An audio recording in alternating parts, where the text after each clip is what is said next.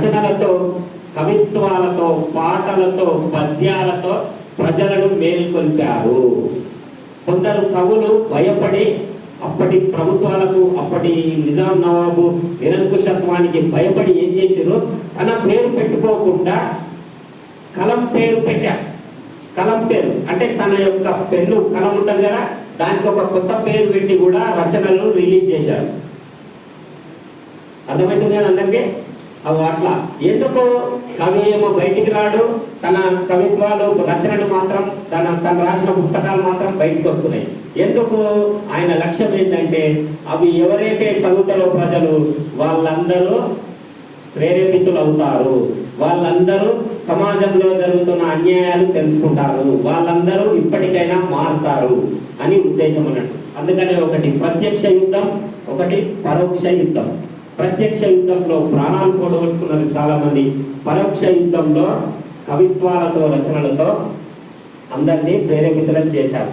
వాళ్ళలో ముఖ్యుడు మన కాళోజీ నారాయణరావు గారు. అందుకనే ఆయన రాసినటువంటి చాలా కవిత్వాలు, చాలా రచనలు, చాలా పుస్తకాలు ఉన్నాయి. కొన్ని మనం ఇప్పుడు నేను చెప్తా, వాటి పేరు. ఒకటి నా గొడవ, ఆయన రాసిన బాగా పేరు వచ్చినటువంటి ఒక పుస్తకం నా గొడవ. ఇంకొకటి జీవన గీత, తుది విజయం మనది, తెలంగాణ ఉద్యమ కవితలు, బాపు బాపు బాపు, ఇలాంటివి ఇంకా చాలా ఉన్నాయి ఆయన రాసినవి. ఆయన గురించి మరింత పరిచయం మన 8వ తరగతి విద్యశ్రీ.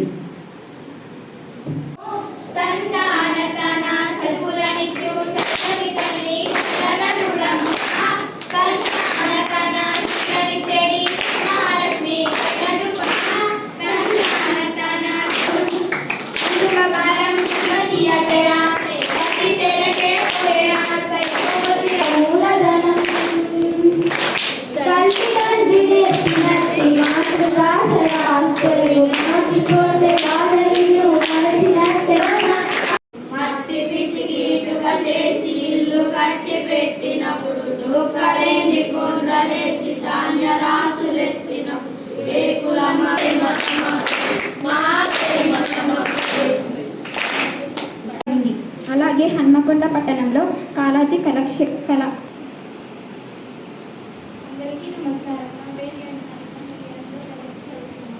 తెలంగాణ వేరైతే దేశానికి ఆపత్త, తెలంగాణ వేరు తుట్టి పడుతుందా, తెలంగాణ వేరైతే చలివిలో ఎండిపోతాయా, కులము తగ్గిపోతుందా, బలము సన్నగిల్లుతుందా, పండించి వరి కలరల గింజ